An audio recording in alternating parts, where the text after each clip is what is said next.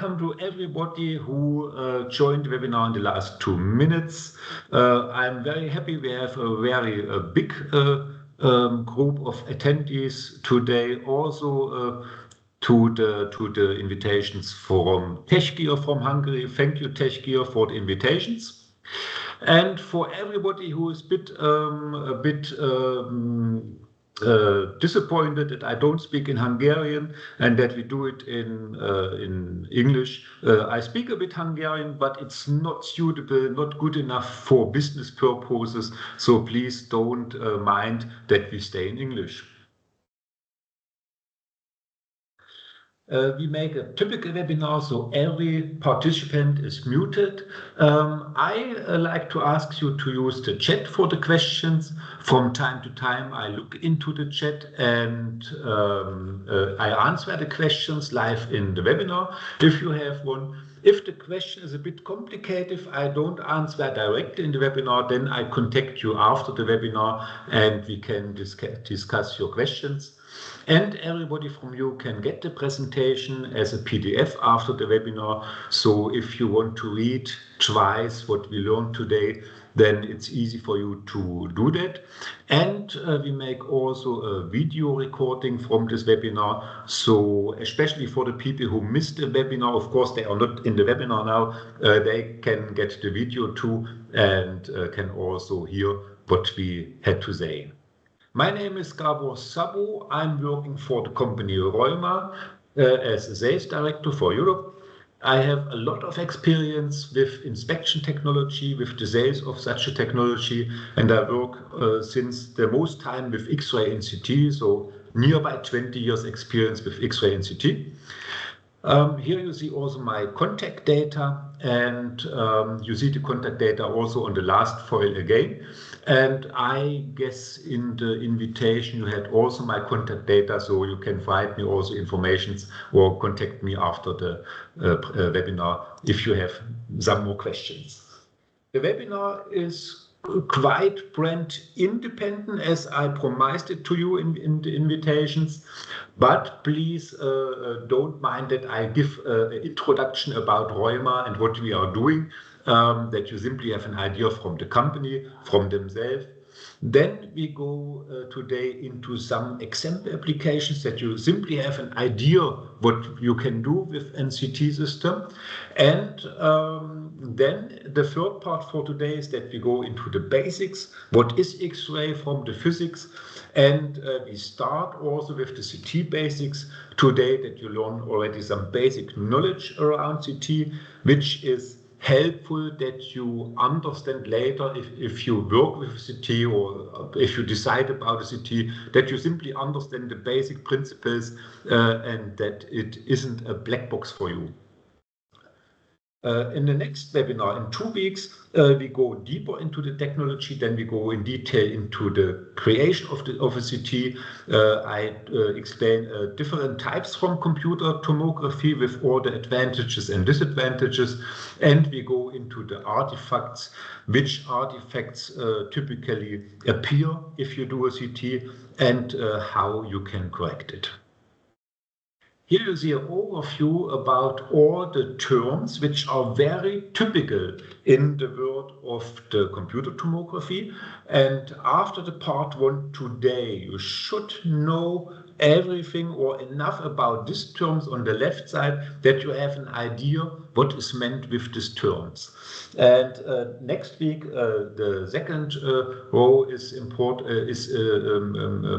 relevant for us. You see there are some more terms because today is the introduction with Reuma, so it's not such a lot of technological things today.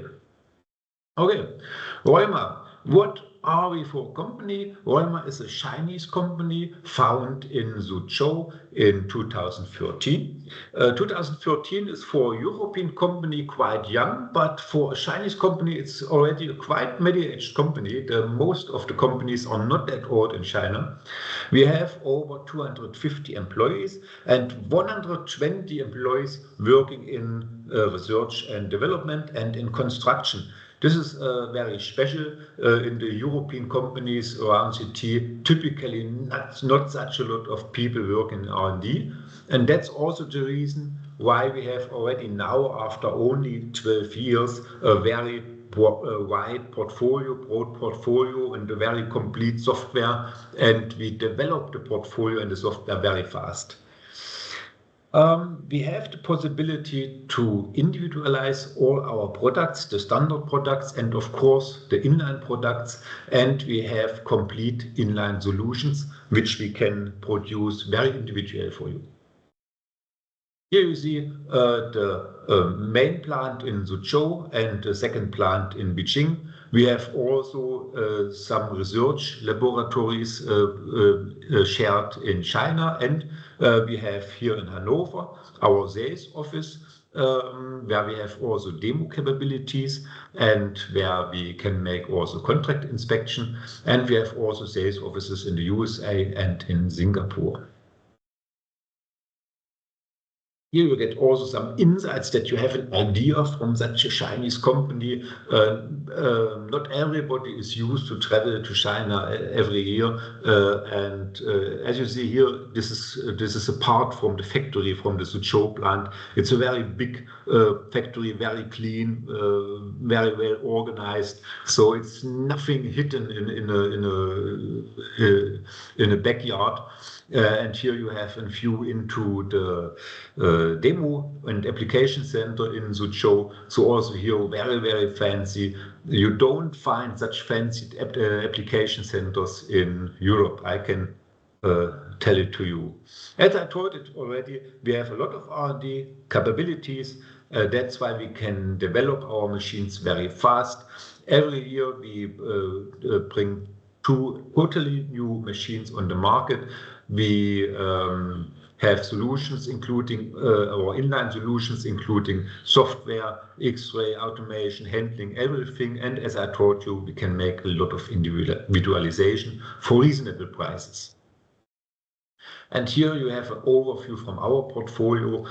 I don't go into the details. We start with very small desktop CT systems over high resolution systems to bigger systems up to 450 kilovolt.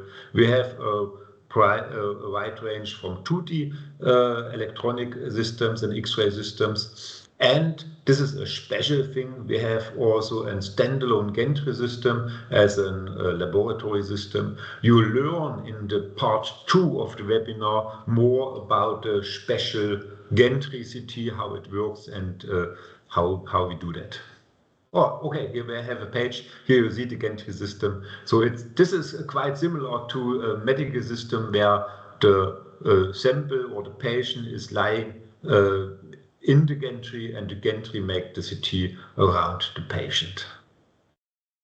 Applications. What can you do with CT? And here on the first page are some applications from the battery manufacturing. Battery manufacturing is a special or specialization from Reuma. Of course, we work also in the other fields of industry, but this is a special thing for us. And here you see, for example, the inside from the battery, the electrode stack, where we measure the overhang from the electrodes.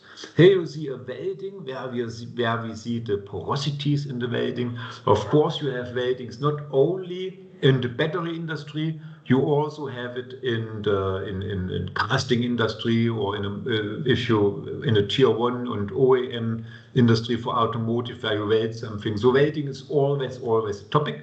And here we look at the porosities. Here you see a foreign body detection. Also, this is not only interesting in the world of the batteries, also in the 3D casting, 3D printing. You have this need to look for foreign bodies. Also, if you, theoretically, if you have also a plastic molding, also there it can play a role. So this is also possible. Here you see some damage tests where you look inside the battery. And on the left side, you see some clue how it appears inside a battery module. And you find such application also in the electronic industry, for example. This is the next page. Here you see some samples from the more classical industry. On the left side you see a casting. It should be magnesium or aluminum casting, and very typical in such a casting is that you have a lot of porosities.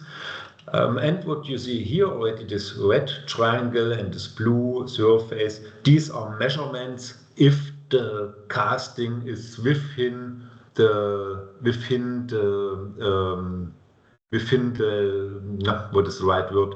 That it have the right dimensions, no? That it have the dimensions how it have to be. And here you can put the CAD data behind the analysis, put the scan data over the CAD data, and then you see directly the difference to the CAD data. This in the middle, this turbine blade is cut through a turbine blade, the optical cut, not the real cut. It's a very typical application for CT where you look for wall thicknesses and for cracks. For example, here you see this red part. This is a wall thickness which is too thin. So this is not okay part, and it's not allowed to use it in the airplane. And here you see an impeller from a turbocharger, and here it's very difficult to make the measurements because you see it, these are very free forms. It's not a cylinder or flat form or triangle or something, and this is very, very hard to measure also because here are a lot of measurements which are very hidden. So measure this impeller with a tactile system or even with an optical system is a nightmare, and it's much, much easier with a CT system. Here, this is also a very typical field for CT that you have, that you use CT in research and anthropology, for example, also dinosaur bones or something else. In this case, this is very often you look in such a statue. If something is inside, of course, you don't want to cut it, no, because then you make damages which are not repairable anymore. I had also one time a very interesting sample, the crown from Austria, from the king from Austria, and there the scientists want to see if there is wood inside the crown, which is from the cross from Jesus Christ, and such questions. Sorry that I forgot if we found the wood or not, it's too far away, but these are the typical applications. Here you see also a small, I don't know what it is, a rat or a mice or something.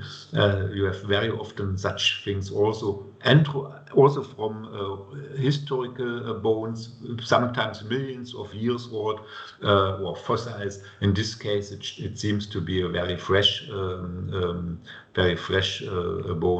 And here, this is also typical that you scan mummies with industrial CT. Background is why you use industrial CT and not a medical CT. An industrial CT have much more penetration power than a medical CT, and it have much more resolution than a medical CT. Background is with a medical CT, you have to take care for the patient that you don't give them too much radiation, because then every further treatment is not necessary anymore.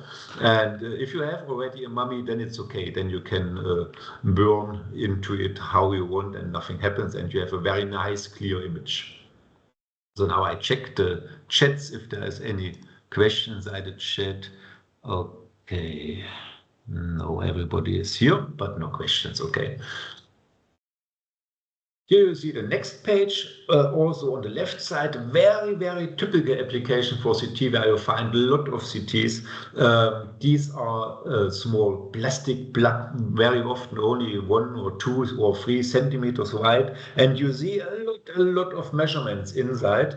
And also here, if you measure this with a tactile system, then this is horrific because it's hard to measure. It's not easy to measure this or take these measurements, and you see it's a lot of measurements. And if you have to measure every single measurement, then it costs a lot of time. And with a CT, it's extremely simple and easy to scan such a plug. And if you have a template already for the measurements in your analyze software, then it's one button, one press of a button, and then you have all the measurements. And this is a field where you use a lot of CT. And here on the right side, you see a more modern application for CT. In this case, it's a stator from an electric motor for a car, electrical car. And here the application is that you look for the porosities in the welding. So every hairpin is welded here, normally with laser welded, and then it's important to see how the hairpins look like. And important to know, and this is also very special with CT, everything what you do, looking for failures, looking for cracks, making measurements, looking for mounting things and so on, everything is done with one scan. So you don't have to make several scans for the several issues. You make one scan and then you can measure, then you can look for porosities and everything. And also this is the reason why a lot of companies work with CT, because they shorten the laboratory times for the parts from the production when they check it. So you have typically already after half an hour or 1 hour a result, and you know if the parts are okay and the production is running okay. With traditional laboratory tools, you need sometimes 1 or 2 days until you have the result, and it can happen that you produce 2 days only scrap on the production line, and this is a very important reason why you use CT. Okay, that's about application. Let's go to the physics and the technical things. What is X-ray? X-ray is simply apart from the electromagnetic spectrum. And now you say, oh, what is simple with the electromagnetic spectrum? The electromagnetic spectrum contains already our light, what we can see. Now you see it, it's very small bench what we can see, but here our rainbow, what we can detect. Of course, ultraviolet and infrared light. Of course, microwaves are part of the spectrum, and also radio waves are part from the spectrum. And on the right side, you see our X-rays, which we use for our systems. And then if you go higher in with the energy, then you have also gamma rays and then much other rays if you go much higher. And there are 2 basic ways how you get X-rays. One way is getting a Bremsstrahlung. That's funny for me as a German, half Hungarian, that also in the English-speaking world you use the name Bremsstrahlung. Bremsstrahlung is nothing else that you have an electron which flies into a material which consists from a lot of atoms. And in the atom, the electron doesn't hit any other electron or the core, but due to the gravitation, or something like that, due to the gravitation, it changed the direction. And the change of the direction and the breakdown of the speed of the electron causes such electron quants. Depending from the energy of the change, depends the energy of the X-ray quant, and this is Bremsstrahlung. And another source, important source for X-ray radiation is the characteristic X-ray radiation, and in this case, the electron hit an electron from the atom, and these two electrons, the electrons which was shoot and the electron which was kicked out of his shelf, causes X-ray quants. And in the atom, also the electrons jumps around them. Also, I'm not a physician, I'm sorry if I tell it that simple, jumps from one shelf to another shelf, and this also sets energy free and X-ray quants free, and these are characteristic X-ray radiation. And here in this graph you see the Bremsstrahlung. Here the radiation or the photons, the X-ray quants are simply photons, are shared very smoothly around a broad range of energy. So the photons have different energies. And the characteristic electrons, depending from the energy from the shelf where they hit the electrons. And that's why every material have a very characteristic pattern from the spikes. And this is the way how diffractometers work, that they measure these patterns, these spikes, and then they can select the right pattern for the right material, and so you have information from the material. But the diffractometer is another thing like a CT. How you generate technically X-rays. Here I have an image for you with a closed tube. This image is used also for the school to teach the people about the X-rays. And in this case, it is called closed tube because the tube is a fully closed technical thing. So if it is produced one time, you cannot touch anything anymore inside, and there is a vacuum inside because the electrons which fly inside the tube like to fly inside the vacuum. Otherwise, they collide already with gas particles, with gas atoms. Then you have here the K. It's the name for cathode, and the cathode is in the technical tubes the filament. The filament is like in an old light bulb.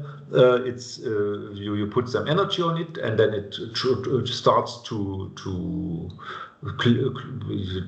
get hot, and then it emits electrons.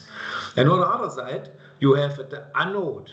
The anode is in this case the target which get hit from the electrons. And why the electrons hit the target? Because you make here a voltage and the tensions, a difference in the voltage, and that's why the electrons try to fly or have to fly to the target. And when they hit the target, then they produce mainly heat. That's why you need the cooling. But as a small part, you produce also this X-ray quants, these photons which fly out. And these photons are only around 1% from the energy you use or it's 1% of the energy from the electrons which hit the target. But we work in the industry with the CTs very, very often with open tubes.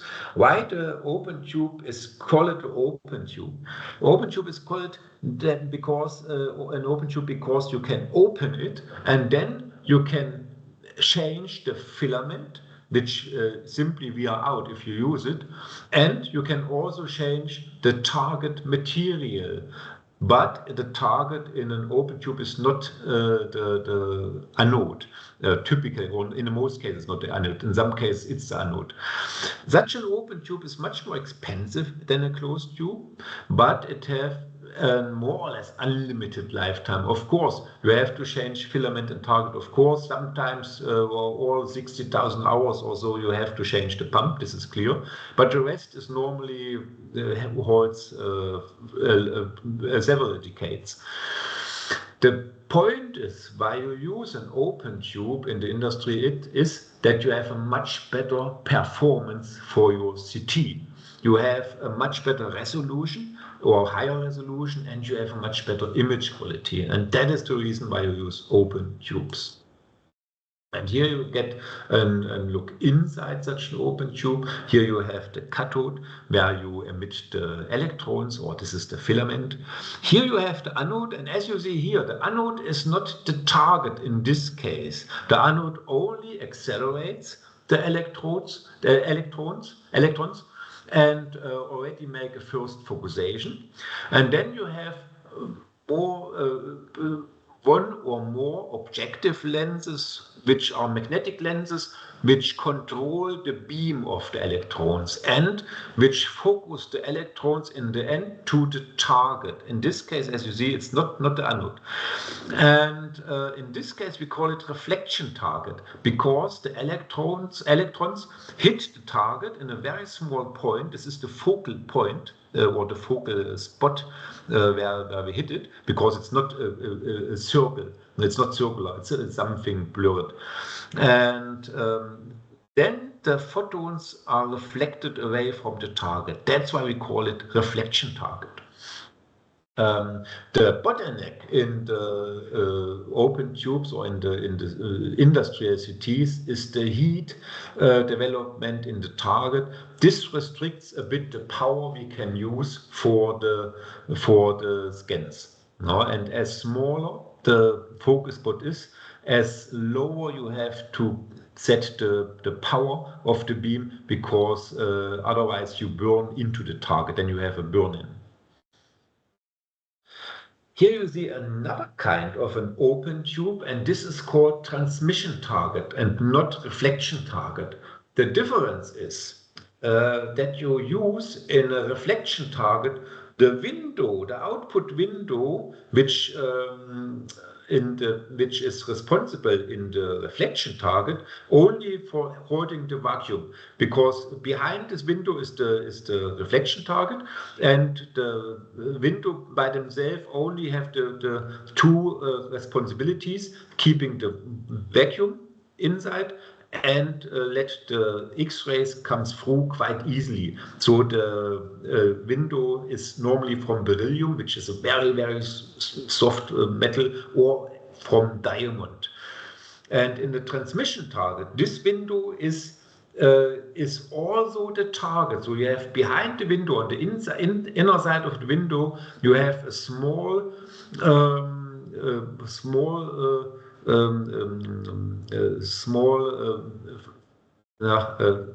you have some target material there, but not too much. Normally it's tungsten, and the rest of the window is also diamond or beryllium.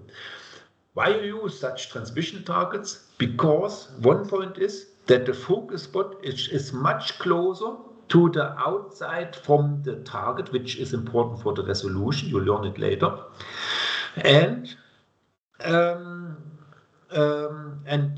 so you have a much better resolution. Why you don't use it always? Because if it has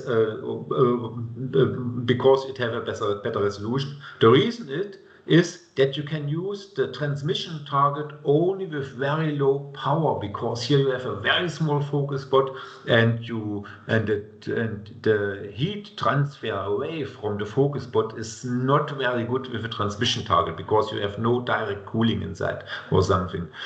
And that's why you can have very high resolution scans, but the scans need always a bit more time than a reflection target. That's why it's only a choice if you need really a lot of resolution. What about the terms mini-focus, micro-focus, and nano-focus? These are terms you find very, very often when you take care for CTs, for industrial CT.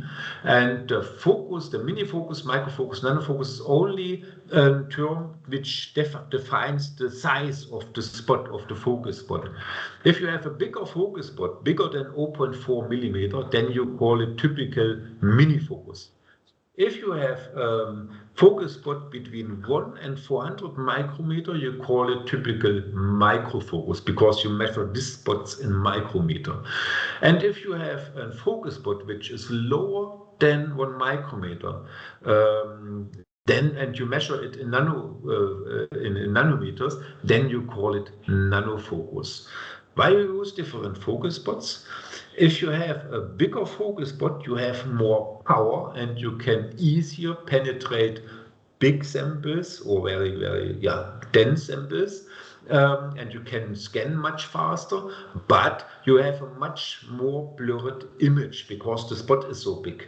If you have a smaller spot, the image is much sharper, and then it allows you to see much more details. So it depends from the need, from your application, which focus spot you need, and then you have to decide, or the focus spot defines which source you need, if you need a transmission source or a reflection source.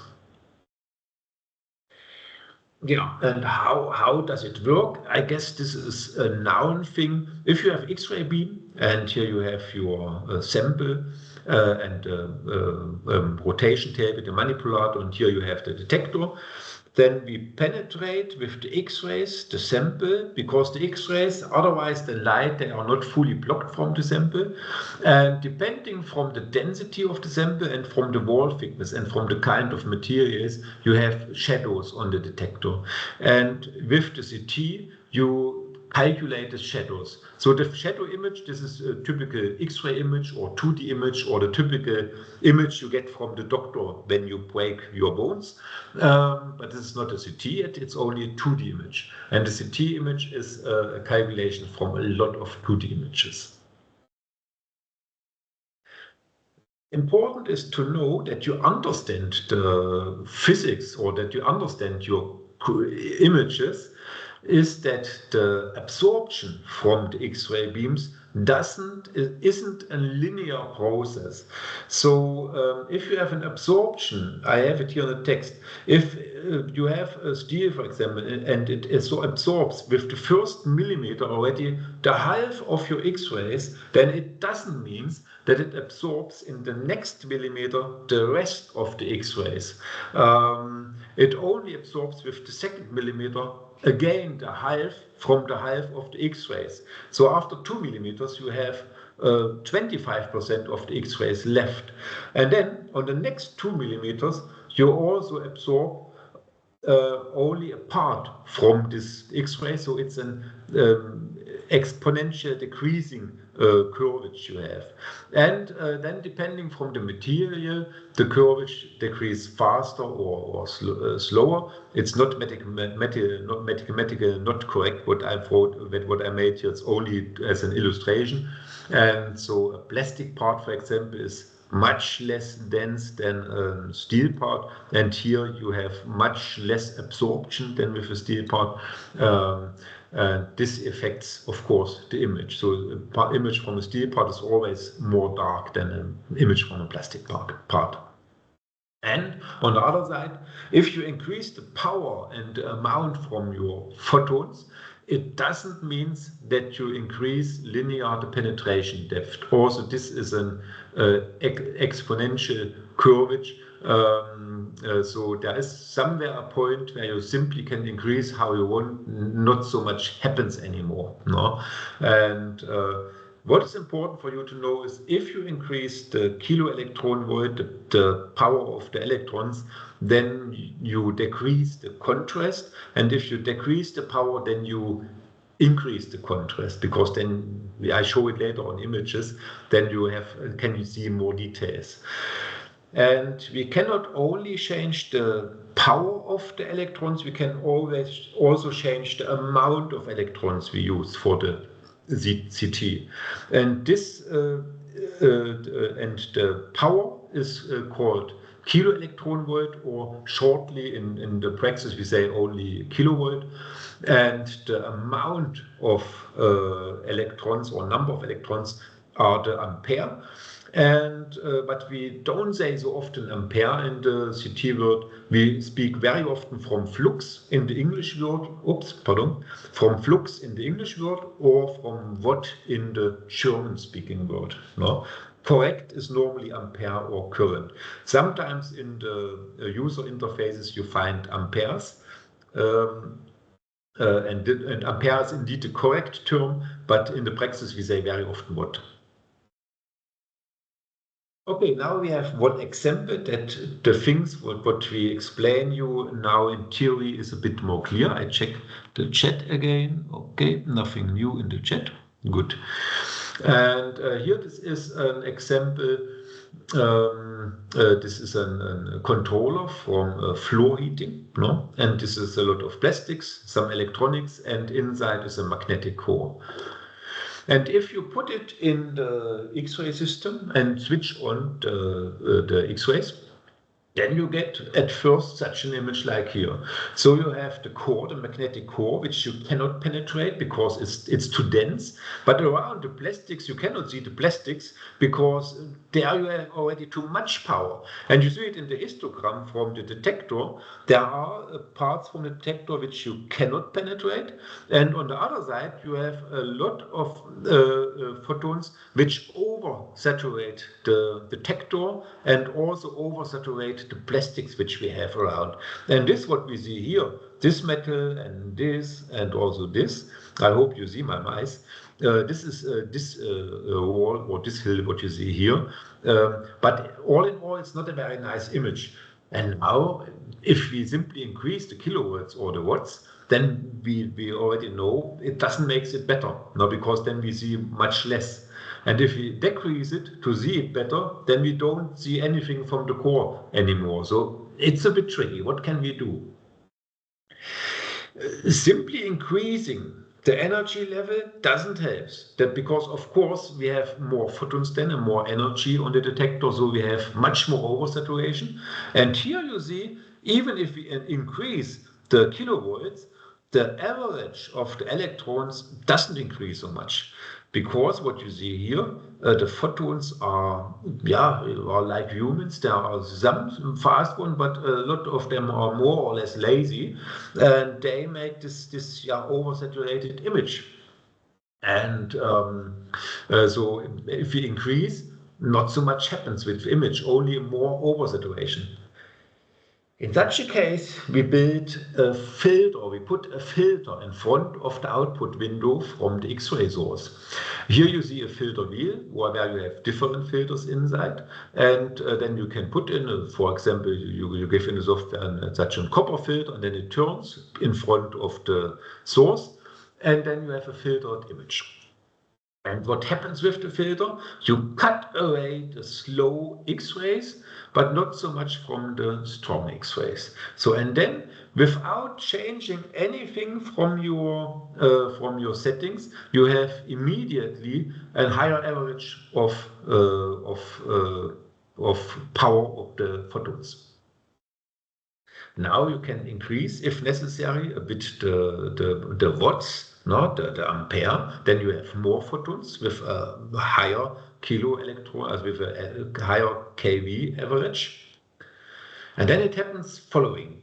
Here you see the first image from the beginning. Then we put the filter inside. Now you see nothing anymore, because you cannot penetrate, not too much. Only here some things are penetrated, but not so much. And then you put you increase the power and the watts, and then suddenly you have a nice image. Now you can look through the core, through the magnetic core. You see all of the plastics. You even see something from the holder. You can see the cables, everything, and you see it also in the histograms. Nothing is oversaturated anymore, because all the lazy oversaturating photons are away now, and we can penetrate everything from the sample. There is nothing which is not penetrated. You can see it here. And so you have a good basic, a good image to make now a nice CT. Now we have already 40 minutes for this webinar. This is for today enough. Thank you very much for attending the webinar. All of you get an individual invitation for the next webinar. If some questions appear, I check again the chat. So, if any more questions appear, then please tell it to me. I answer all later. Okay, now I got the question: how easy it is it to automate the cracking and chip out failure of 0402 size code resistors and MLCCs? This is a question which I would discuss with you individually after the meeting or after the webinar, because this is okay. Now he correct the detection. Yeah, but this I would discuss with you individually after the webinar, that I don't tell anything from. I say thank you. I wish you a nice weekend, and yeah, see you in 2 weeks. Bye bye.